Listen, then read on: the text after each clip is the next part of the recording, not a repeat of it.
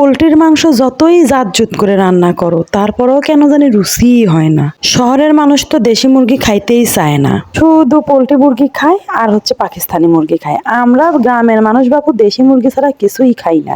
আসসালামু আলাইকুম সবাইকে। আমরা শহরের মানুষ দেশি মুরগি পাইলে তো খাবো, যদিও দু একখানা চোখে পড়ে আকাশ ছোঁয়া দাম।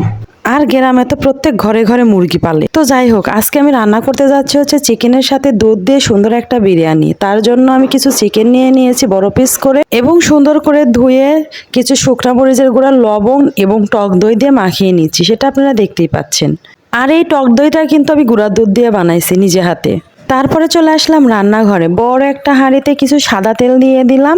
তেলটা গরম হয়ে আসা মাত্রই কিছু পেঁয়াজ কুচি ছেড়ে দিলাম। এই পেঁয়াজগুলো এখন আমি সুন্দর করে একটু লাল লাল করে ভেজে নেব। তেলের পরিমাণটা এই সময় একটু অল্পই থাকবে। তারপরে দিয়ে দিচ্ছি 3 টেবিল চামচের মতো আদা রসুন বাটা।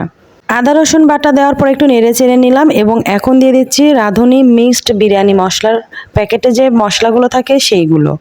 তারপরে হালকা একটু পানি দিয়ে আমি মশলাটা সুন্দর করে কষিয়ে নিব 2-3 মিনিট, যেন পানিগুলো একটু আর না থাকে এবং তেলগুলো উপরে চলে আসে। তারপরে একটু দিয়ে দিলাম হালকা স্বাদ মতো লবণ।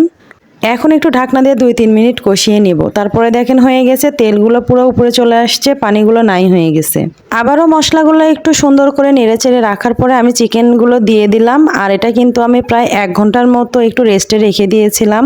আজকে চিকেন বিরিয়ানিটা আমি একটু পানি অ্যাড করব না, টোটালি আমি দুধ দিয়েই রান্না করার চেষ্টা করব। আর এত স্বাদ লাগে যখন এই দুধ দিয়ে চিকেন বিরিয়ানিটা রান্না করা হয়। মশলাগুলোর সাথে সুন্দর করে চিকেনটা মাখিয়ে নেওয়ার পরে আমি 1 কাপের মতো গরুর তরল দুধ দিয়ে দিলাম।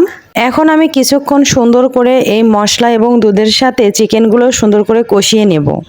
কিছুক্ষণ পরপর ঢাকনা খুলে আমি এটা একটু নাড়াচাড়া দিয়ে নিচ্ছিলাম এবং সুন্দর করে সেদ্ধ করে নিচ্ছিলাম। চিকেনটা আমি 10-15 মিনিট কষিয়ে রান্না করার পরে একটা পাত্রে ঢেলে রাখি এবং একই হাঁড়িতে আবারই কিছু সাদা তেল দিয়ে দিলাম। আর অনেকক্ষণ আগে চিনি গুঁড়া চাল ধুয়ে রাখছিলাম, পানি ঝরিয়ে সেই চালগুলো এখন দিয়ে দিলাম। 3-4 মিনিট আমি সুন্দর করে এখন তেলের মধ্যে এই চালগুলো একটু ভেজে নেব। চাল যত সুন্দরভাবে ভাজা হবে বিরিয়ানি কিন্তু তত ঝরঝরে হবে। তারপরে একটু দিয়ে দিলাম স্বাদ মতো লবণ। লবণ দেওয়ার পরে আমি আবারও নেড়ে চেড়ে নিচ্ছি।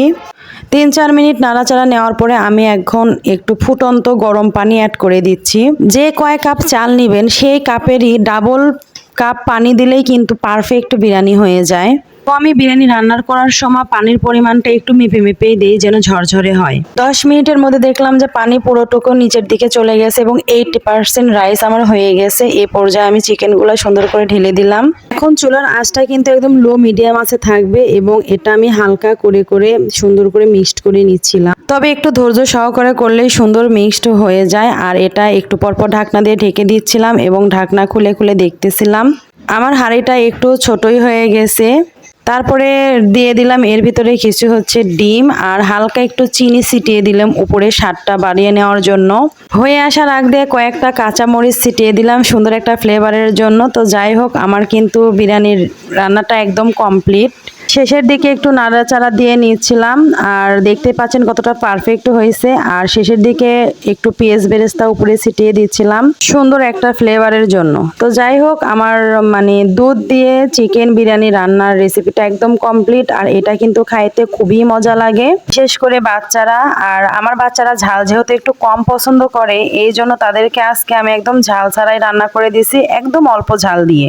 আর এটা যখন বড়দের জন্য রান্না করবেন তখন শুধু একটু গুঁড়া মরিচটা বেশি দিবেন, তাহলেই কিন্তু একদম পারফেক্টলি হয়ে যাবে। এই বিরিয়ানিটা আমার বাচ্চারা খুবই পছন্দ করে, আমার বিশ্বাস সবারই পছন্দ হবে। তো সবাই ভালো থাকবেন, আল্লাহ হাফেজ।